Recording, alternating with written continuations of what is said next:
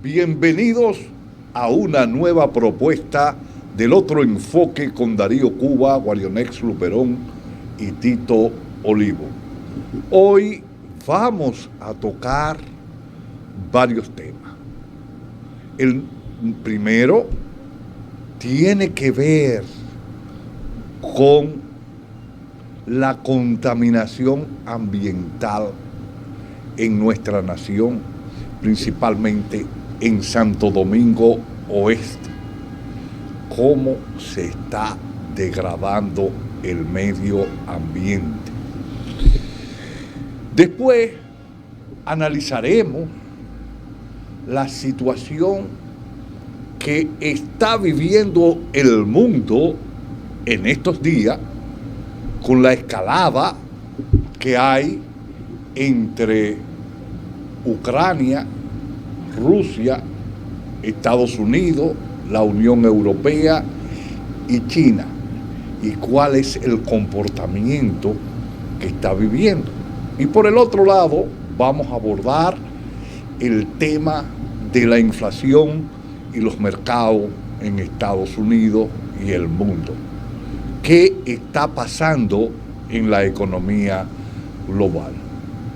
Queremos traer esto para que ustedes tengan una mirada diferente a lo que se está presentando, un enfoque diferente, y usted pueda actualizarse y pueda comparar las propuestas que hay y evaluar lo que está pasando. Ya nosotros en anteriores propuestas veníamos haciendo un análisis y planteando lo que está sucediendo en la economía global y cómo esto nos puede afectar a nosotros. Queremos decirle que este programa se transmite todos los días, de lunes a jueves, a las 9 de la noche. Usted a las 9 de la noche, en cualquier dispositivo inteligente electrónico que usted tenga, usted va a colocar cananga.tv y usted va a estar recibiendo el otro enfoque con Darío Cuba, Tito Olivo y Guarionex Luperón. Pero si usted a las 9 de la noche no puede recibir nuestra propuesta, usted se registra en el otro enfoque con Darío Cuba en YouTube, le da a la campanita y va a recibir nuestra propuesta. Si es de su agrado lo que nosotros estamos haciendo, usted lo comparte con su red de relacionados. Y esto nos ayudará a nosotros a seguir expandiéndonos. Pero además, le pedimos que comente, que hable sobre los temas que nosotros estamos haciendo día a día. Si le gusta, si no le gusta, qué no le gusta, porque esto nos permite a nosotros seguir avanzando, mejorar la calidad de lo que estamos proponiendo. Vamos a un corte y cuando regresemos vamos a hablar del tema medioambiental.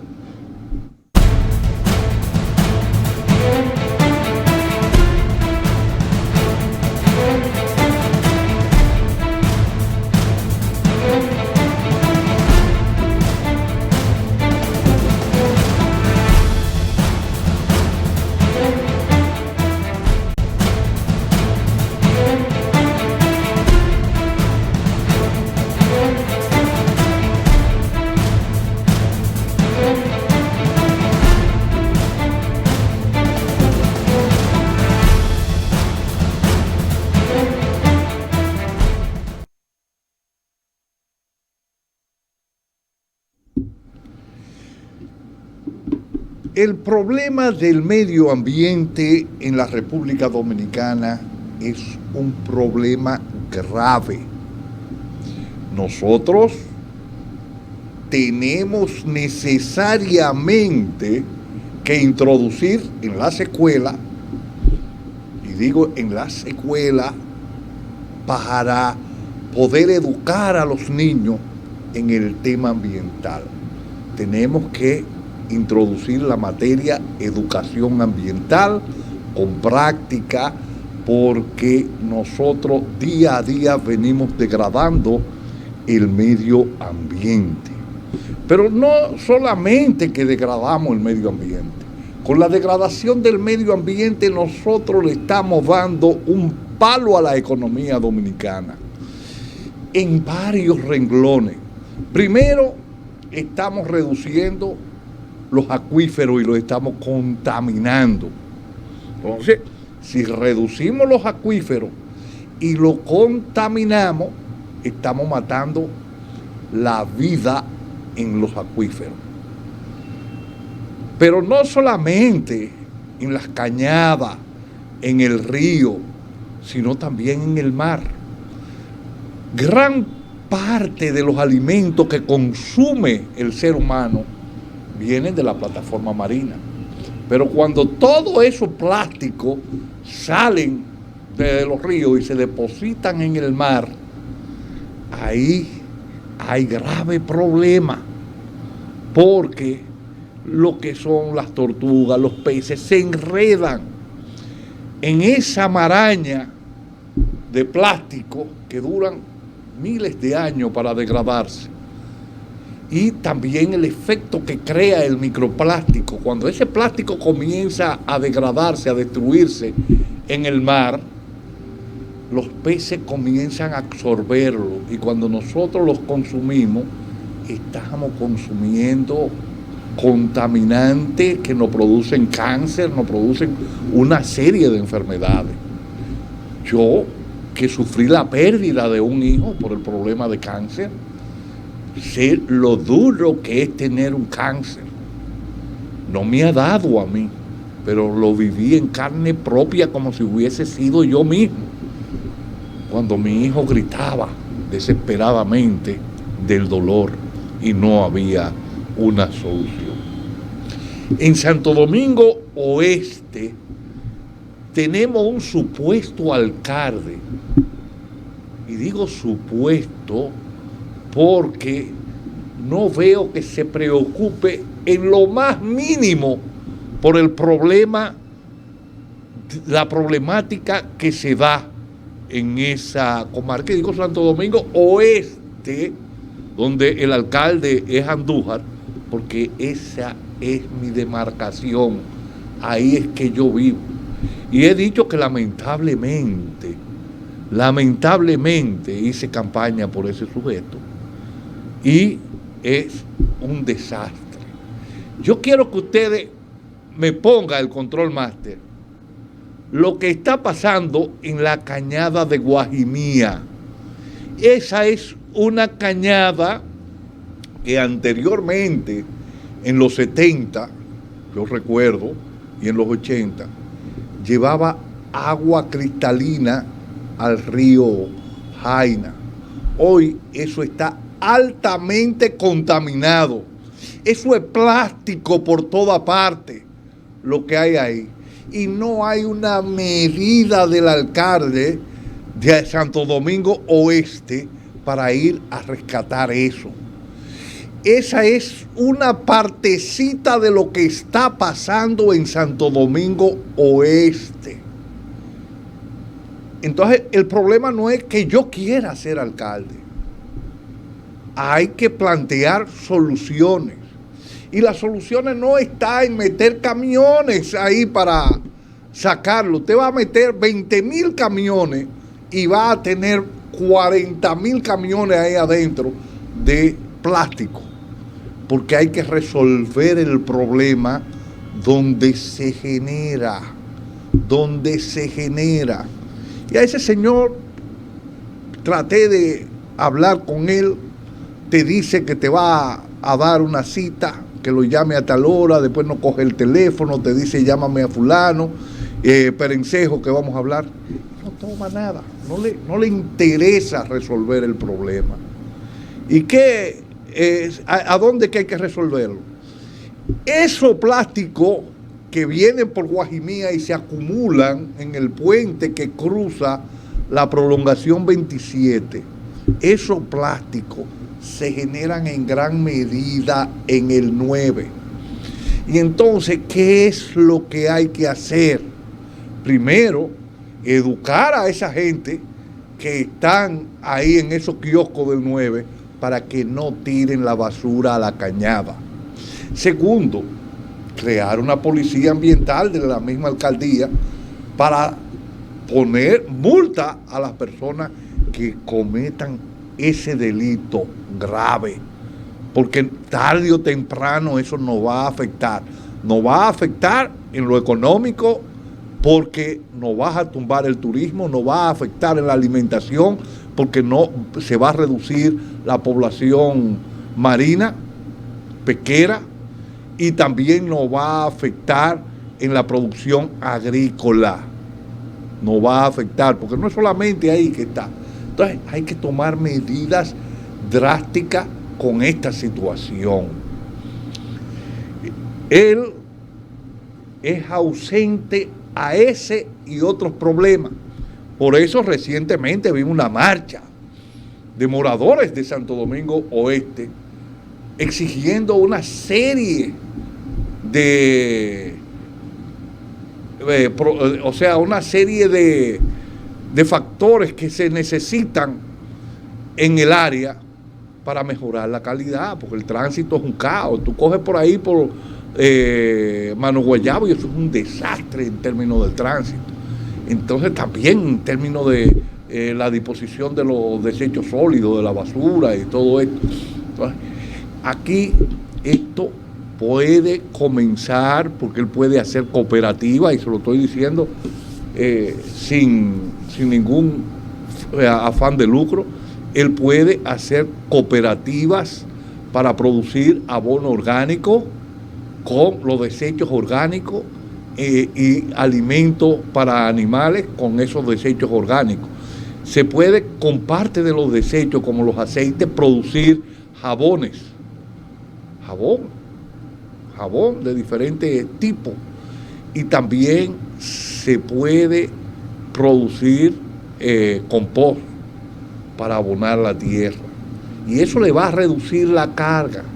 Y con los plásticos, que vaya a Moca, que vaya a Andújar, ve a Moca y ve la fábrica que hay de bloques y paneles para la construcción de viviendas de bajo costo a partir de plástico, de desecho plástico, para que tú hagas una cooperativa y tome esos plásticos y los conviertan en bloques que son más resistentes que los bloques que se utilizan con el cemento. Va a reducir la cantidad de agregados, porque ese es otro de los graves problemas que tenemos, la cantidad de agregados que se utilizan para la extracción de los ríos, y ahí se va a reducir eso. Pero si tú no quieres que eso impacte positivamente, quizás puede ser que tenga inversiones en una planta de agregado y no quiera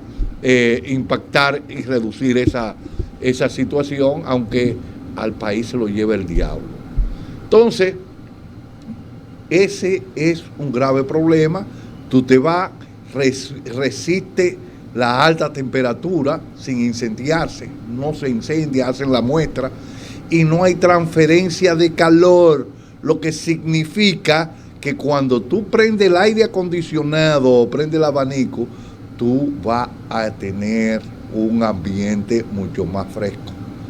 No te lleves de lo que yo te digo, analiza esto, investiga y ve allá a Moca, hazte un viajecito a Moca, que eso no te cuesta. Entra en YouTube, ve la fábrica de bloques de plástico que hay en Moca y ve y localiza a la gente, que ahora la tecnología nos permite llegar a grandes distancias sabiéndola usar. No es decir que yo quiero ser alcalde por ser alcalde. Y recuerda, en abril se cumplen 2 años. 2 años ya de tu gestión. Vas a llegar a mitad de gestión y no ha hecho nada que valga la pena y te diferencie de la anterior. Nos vamos a un corte y cuando regresemos vamos a hablar de la situación geopolítica en el este europeo.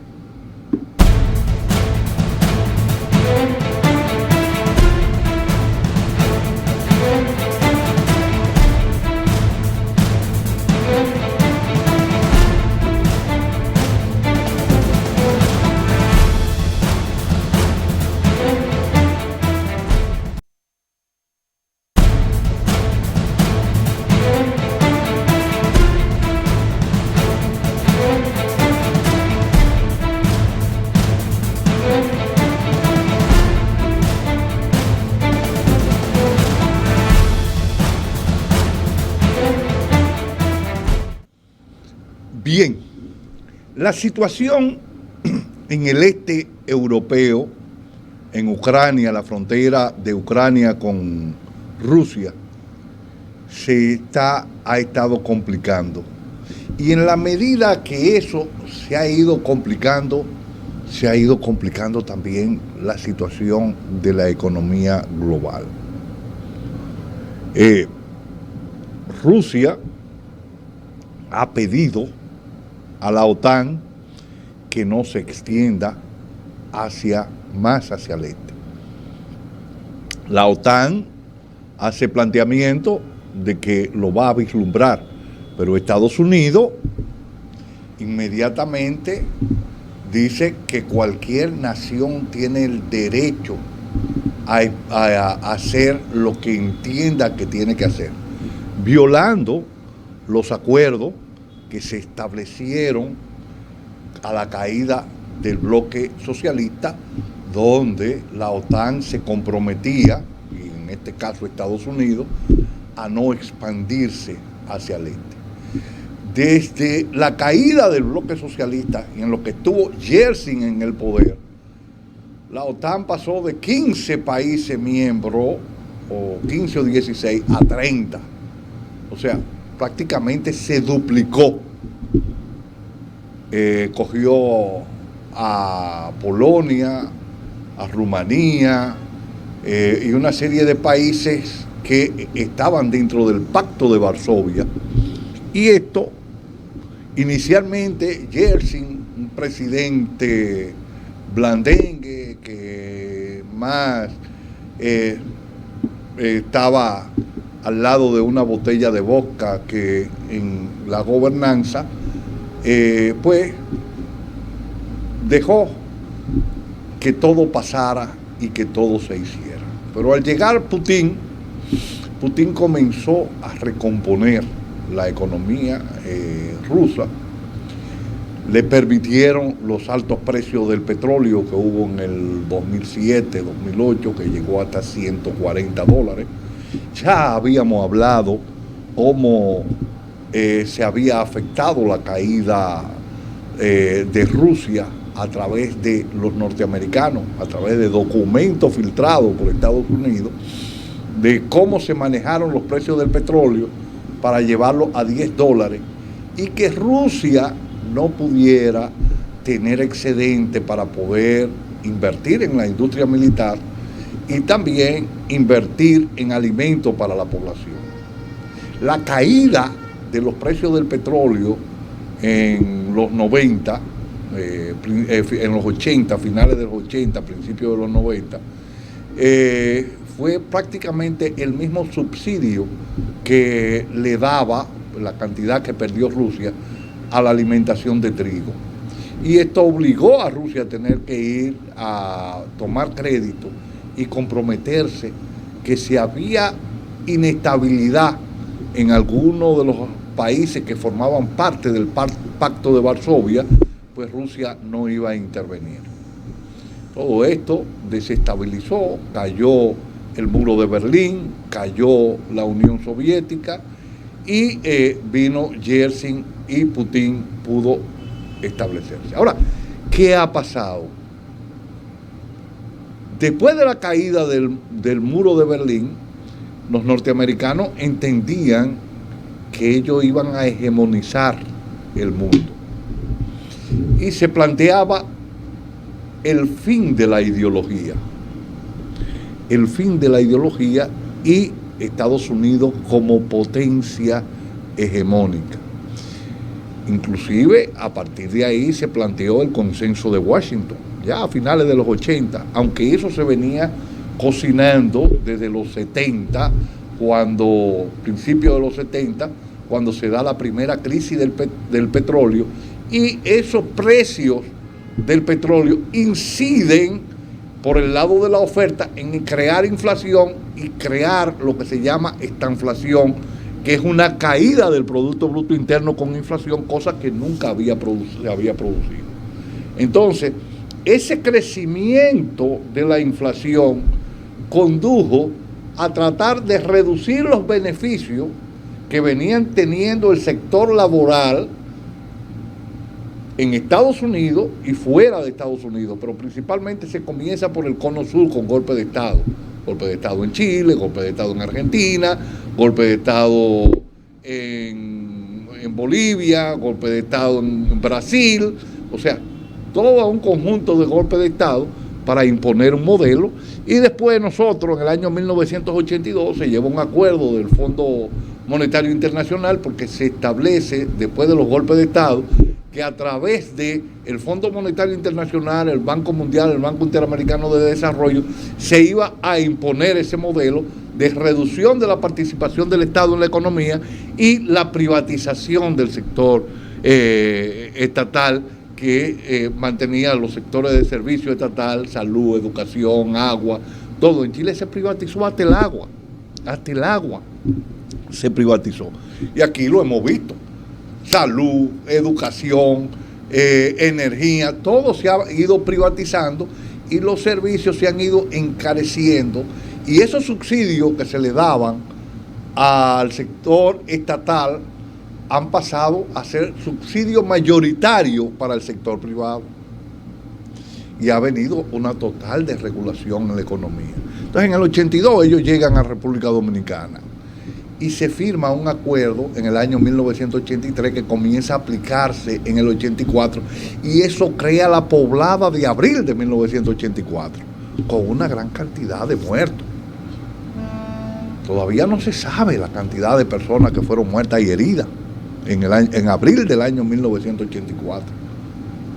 Entonces, a partir de ahí, todos los gobiernos que hemos tenido han ido impulsando el proceso de privatización. No es solamente Leonel Fernández, lo hizo el PRD en ese proceso 82, 84, pero Balaguer en el 92, sin haber hecho una reforma fiscal, produjo una reforma neoliberal sin llevarla al Congreso, y cerró la llave a Dominicana de Aviación, abrió a empresas norteamericanas esa ruta que era un filete de la República Dominicana para esas empresas. Quebró a Dominicana de Aviación, la quebró la Dominicana de Aviación, cerró los subsidios a la industria azucarera y le cerró los subsidios a Molino Dominicano, y comenzó todo un proceso de desmonte. A educación se le cerraron los fondos, y ahí comenzó el sistema de privatización del sector de educación y de salud, porque comenzó la calidad de educación y la calidad de salud a desmejorar, y comenzaron los servicios privados de salud. Después vino Leonel Fernández y aprobó la ley de capitalización, ley de capitalización, que no es más que una ley de privatización. Las empresas eléctricas recibían, la CDE, un subsidio de alrededor de 200 millones de pesos dominicanos. Y cogieron y se la pasaron al sector privado para que ampliara la inversión, donde ellos comenzaron a desguazar toda la capacidad instalada que había en energía, y comenzaron a montar esa energía es a reparar la planta sin invertir un centavo, y comenzó el Estado a comprar, después que crea 3 áreas, una de transmisión, una de comercialización y otra de generación, la parte que no le da resultado al sector privado se la compran a grandes precios. Si usted quebró, quebró, no hay que darle ningún centavo. Pero después viene la ley 8701 que crea Hipólito Mejía para el tema de la ARS y la AFP, o sea, de los fondos de pensiones. Entonces, todo ha sido un proceso que va de menos a más cada año que pasa. Entonces, aquí hay que repensar y plantear una propuesta diferente a este modelo. A este modelo que lo que ha hecho es que ha incrementado las desigualdades, y ese incremento de las desigualdades ha traído explosiones sociales, como la de Chile, como la de Colombia, como pasó en Costa Rica. Entonces, nosotros tenemos que vernos en ese espejo. No es un problema de crecimiento económico, es un problema de que también haya inclusión económica. No es que nosotros vayamos creciendo, pero la informalidad sea un 65%. No puede ser. Entonces, ante esa situación, tenemos un mundo que se va crispando más. La situación en el este hace que Putin se alíe a Xi Jinping. Xi Jinping, que tiene problemas con Estados Unidos por las sanciones, porque Estados Unidos es una potencia en decadencia y China es una potencia en ascenso. Y aquí tenemos lo que se da, la potencia que no se acaba de morir y la otra que no acaba de nacer. Entonces eso trae enfrentamiento. Rusia, en términos económicos, no es una potencia económica. Depende de materias primas importadas como el gas, que es la primera potencia gasífera, madera, que es la primera potencia en la producción de madera a nivel mundial, y petróleo, que está dentro de los principales países productores de petróleo. Pero ¿qué ha pasado?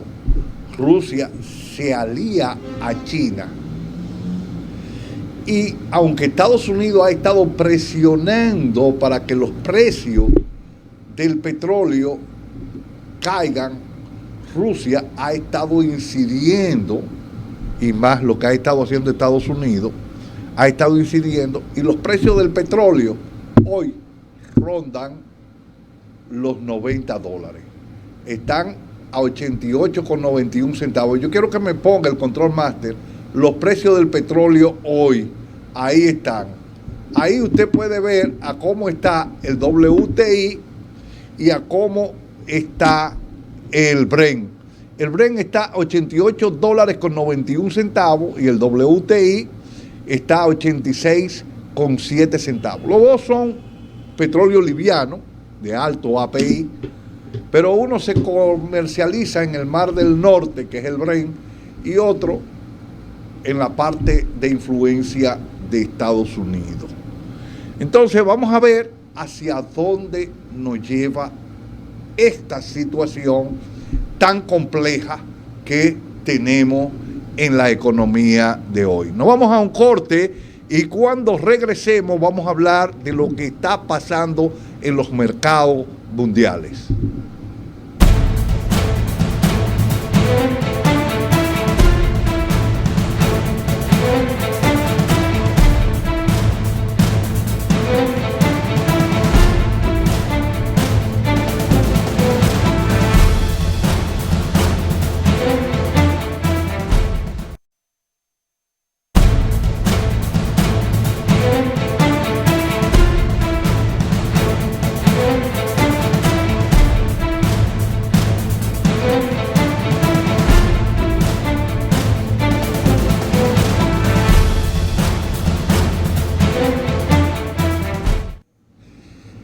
La situación económica que se está dando en la frontera de Ucrania y lo que está pasando también con China y Taiwán está influyendo en los mercados, como también influyó el problema del coronavirus. O sea, recordemos que la economía se cerró, pero esta economía se abrió en el 2021 y hubo un crecimiento violento. Y esto trajo como consecuencia un incremento de precio de la materia prima y trajo un incremento de los chips. ¿Y por qué? Y también en los mercados trajo un incremento de la empresa tecnológica del Nasdaq. Las empresas que cotizan en el Nasdaq, que son 3,000 y pico de empresas, se dispararon, subieron sus valores por varios factores. El primer factor es porque el quédate en casa y el trabajo desde casa hizo que las personas compraran mejores equipos y tenían que utilizar microchip, compraran mejores computadoras, celulares, televisores, y esto disparó la demanda de microchip. Esto creó una escasez de microchip y subieron los precios de microchip. Pero como China, en este modelo neoliberal, se convirtió en la maquila del mundo, cuando se da el efecto del coronavirus, todos los equipos electrónicos, como ventiladores y todas estas cosas que se necesitaban para hacerle frente al coronavirus, tenían que venir de China. Y esto traía lo que se conoce como el falso flete, el barco que tenía que ir vacío a China y venir lleno. Entonces la persona que contrata ese barco tiene que poner ese flete vacío porque no se estaba llevando nada de aquí para allá, sino que todo venía de allá para acá. Ante esa situación, y más los enfrentamientos que venían de China ya con Trump, las sanciones, donde Estados Unidos le puso un 19% en los aranceles a China y China se lo subió en un 21%, donde llegaban a acuerdo hoy y mañana ese acuerdo se rompía. Todo esto llevó a un acuerdo entre China y Rusia. Primero, un acuerdo en el orden energético, porque China exportaba a Estados Unidos una cantidad de productos terminados y se llevaba de Estados Unidos energéticos, gas y petróleo. Pero al comenzar las sanciones, China comienza a llevar gas y petróleo desde Rusia hasta China y se crea un gasoducto y se está ampliando ese gasoducto para llevar más gas y más petróleo de Rusia a China. Cuando los norteamericanos han tratado de cerrarle la llave, manejar los precios del petróleo con Putin y plantearle sanciones a Putin, ustedes oyen ahora, en estos días, que se habla de las sanciones de Estados Unidos si Rusia invade a Ucrania. Dicen, bueno, no va a poder utilizar $1. Rusia ya desde el 2018 ha comenzado a trabajar con China de una moneda digital que ya sale ahora en el 2022. Es el yuan digital. Y comenzaron a comprar oro, tanto China como Rusia, para basar ese yuan digital en oro. No es una criptomoneda, porque las criptomonedas no están respaldadas por oro ni por nada, sino por la confianza. Es como un tipo de moneda fiat, pero lo único que no tiene el control del Estado y que independientemente de una cantidad de personas que están en las transacciones, auditan y no se puede incrementar el nivel de Bitcoin o de cualquier otro tipo de criptodivisa que haya que no es lo mismo que una divisa digital, una criptomoneda. Entonces, esto, cada cual fiscaliza la cantidad y vende, y esto es un sistema especulativo que se ha creado. Ahora, ese sistema especulativo disparó el Bitcoin de $1 que era cuando surge a más de $60,000 estuvo cotizando. Debido a la situación que ya hemos hablado con la Reserva Federal y lo que está pasando en Ucrania y Rusia, el Bitcoin cayó desde 60,000 y pico a $32,000 por Bitcoin la semana pasada y a principio de esta semana. En el día de hoy ha comenzado a repuntar y está alrededor de $38,000 por Bitcoin. Pero todo esto está sujeto a lo que va a pasar en la reunión que ha tenido en el día de hoy la Reserva Federal. Si de la Reserva Federal se dice que se va a incrementar la tasa de interés en marzo, esto va a hacer que caiga otra vez el Bitcoin y que caigan los mercados, porque cayeron, el Nasdaq cayó violentamente la semana pasada, hubo un desplome por el tema de la flexibilización cuantitativa, donde se plantea que los norteamericanos van a ir reduciendo esa flexibilización cuantitativa, que es ese dinero, no es que la van a desaparecer inmediatamente, lo que van a ir reduciendo el volumen de recursos que están dando con una tasa de interés cercana a cero o tasa de interés negativa, porque en el tiempo esa tasa de interés es negativa. ¿Y qué hacían muchas empresas vinculadas al sector financiero? Pues compraban sus acciones, y al comprar sus acciones jugaban y subían esas acciones en el mercado, en la bolsa de valores, el Nasdaq, donde se cotiza las empresas electrónicas, las que tienen que ver con, como Facebook, Twitter, Google, todas estas empresas que tienen que ver con tecnología, pues se cotizan ahí. Bueno, hubo una caída, aunque ha habido repunte, y se está a la espera de lo que va a pasar en el día de hoy, cuando estamos grabando este programa, en la Reserva Federal.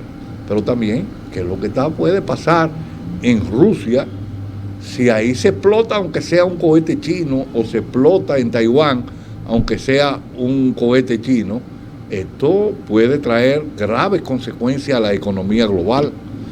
Y ya vemos que el Fondo Monetario Internacional, y ese es un tema que habíamos hablado,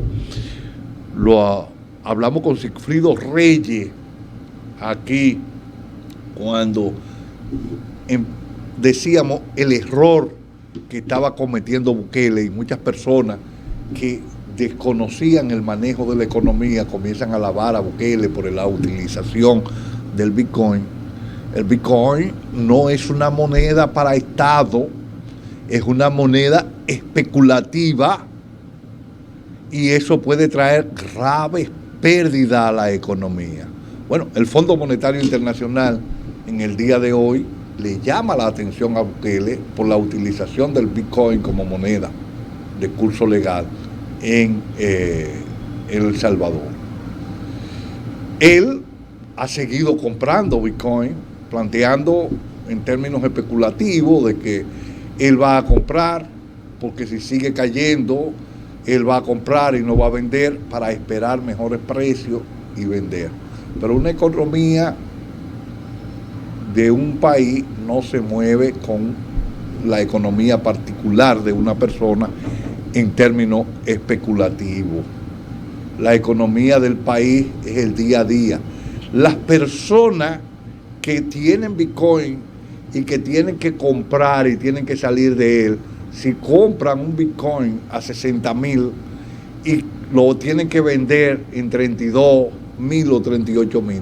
Están perdiendo recursos económicos, están perdiendo gran cantidad de recursos económicos. Entonces, esa es una situación. La inflación en Estados Unidos cerró el año pasado el 7% por el incremento de los precios del petróleo, que como dije, Estados Unidos ha tratado de manejar esa situación, pero esa alianza que hay que le permite a Putin grandes ingresos y esa transferencia tecnológica que hay entre China y Rusia en el aspecto militar, que le ha permitido a China también llegar a los misiles hipersónicos, cosa que Estados Unidos no ha podido desarrollar, solamente lo tienen Rusia, China y Corea del Norte. Corea del Norte, donde Estados Unidos acusa a Rusia y a China de pasarle la tecnología al muchachito de Corea del Norte. Entonces, esto es una situación que hay que esperar el día a día. Mañana tendremos que ver qué es lo que ha pasado con la Reserva Federal y cómo va a seguir comportándose los precios del petróleo.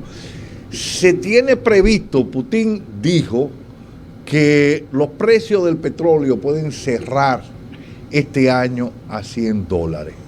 La OPEP entiende que puede cerrar entre 120 y $150 el barril. Y Goldman Sachs dice que puede cerrar este año en un mínimo de $105 el barril. Vamos a ver cuál va a ser ese comportamiento. ¿Por qué? Porque las naciones que son energéticamente dependientes de la importación del petróleo o de la importación de energía, nos va a pasar una situación muy complicada. Complicada por dos vías. Complicada si se disparan los precios del petróleo y nosotros no tenemos una solución dada con otro tipo de energía que rápidamente pueda sustituir eso, como es la utilización de las basuras. Es un mix, la reducción de las pérdidas. Nosotros tenemos pérdidas técnica y no técnica alrededor del 30%, cuando en el área esas pérdidas andan alrededor del 15, del 10 al 15%. Entonces nosotros, por cada mega que lanzamos a las redes, estamos perdiendo el 30%, o sea, estamos perdiendo el 30%, nada más está llegando el 70%, se está cobrando. Entonces, esa es una situación. El otro problema que debemos resolver es el precio del petróleo. Para eso hay que desmontar una serie de medidas que se dieron para beneficiar al gran capital, donde el gran capital no paga aranceles, donde a unos supuestos sindicalistas se le dan unos subsidios. Hay uno que dice que no lo están cobrando y otro que no se lo están pagando, que dijeron que prefieren que se desmonten esos aranceles millonarios a las grandes empresas, mientras el pueblo tiene que pagar los platos rotos. Y también modificar la ley de hidrocarburos e ir desarrollando las energías renovables. Nosotros tenemos por necesidad que limpiar los embalses y contraembalses de las presas. Eso nos va a producir una cantidad de árido y va a reducir el impacto negativo por la extracción de árido que hay en los ríos. Usted va a venir y va a ver el río destruido. Nosotros tenemos que reducir las pérdidas técnicas y no técnicas. Si las podemos reducir al 15 o al 10%, nosotros estamos reduciendo un 15 o un 20%, que de la capacidad instalada de generación que tenemos es una gran reducción. Pero nosotros también tenemos que hacer una mezcla. Esos basureros que hay, como es el caso de los basureros que hay aquí en Santo Domingo, Duquesa y lo que está en otras ciudades, nosotros sacarle provecho a ese metano para producir un mega que se pueda producir, es un mega que no se va a importar. Las algas del sargazo que vienen, nosotros podemos utilizarla para la producción.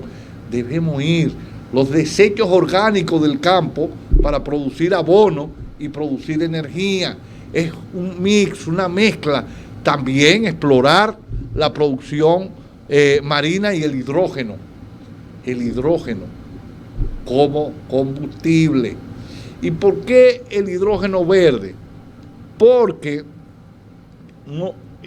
el transporte del hidrógeno y la producción por hidrólisis es cara.